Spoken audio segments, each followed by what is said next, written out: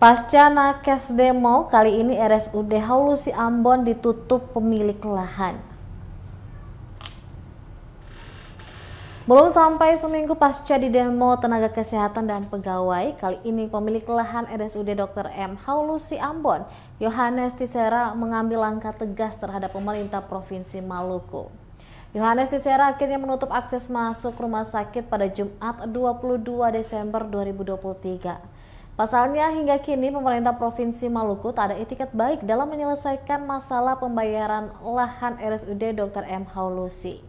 Penutupan pintu masuk itu diwakili oleh kuasa hukum Tisera, Adolf Gerrit Suryaman, sekitar pukul 10 waktu Indonesia Timur. Mereka memasang tanda kepemilikan lahan pada pintu masuk rumah sakit. Kuasa hukum Tisera, Adolf Gerrit Suryaman, mengatakan aksi ini dilakukan lantaran pemerintah provinsi tak ada itikat baik dalam pembayaran lahan.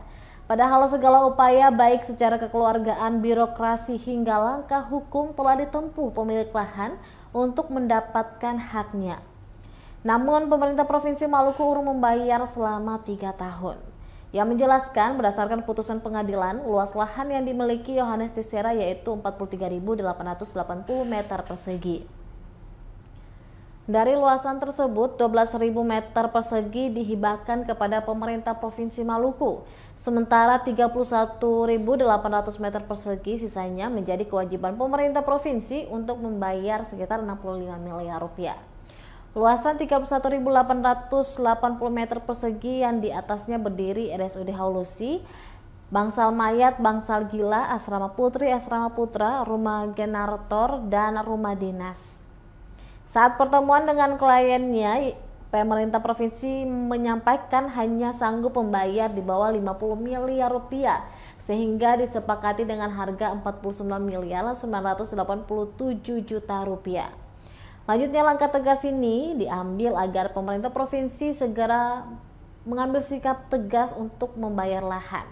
Bila tidak, maka lahan tersebut akan terus ditutup, bahkan bisa saja dijual ke pihak lainnya. Sementara itu, ditanya terkait pelayanan dalam rumah sakit, pihaknya mengaku takkan mengganggu pelayanan karena kebutuhan masyarakat.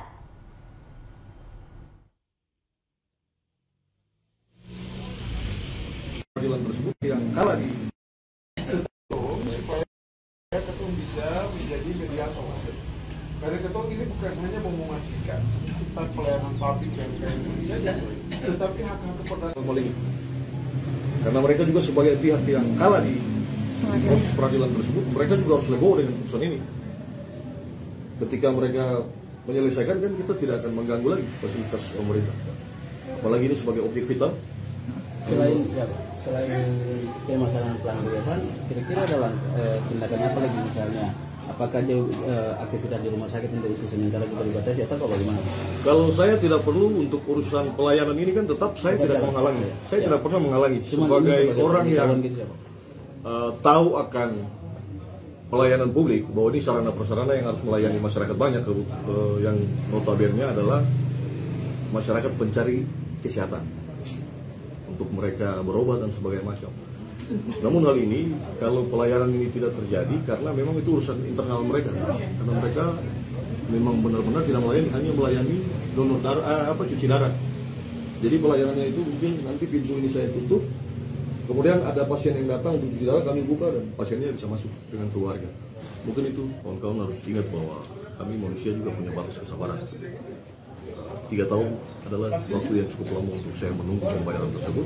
Kami sudah berupaya secara persuasif, berupaya secara pendekatan secara kekeluargaan, dan upaya-upaya hukum yang lain, tetapi tidak pernah terrealisasi. Kami sudah rapat ulang-ulang kali dengan tim eksistensi yang sudah 2 kali dirombak, tapi tidak pernah terjadi realisasi. Mungkin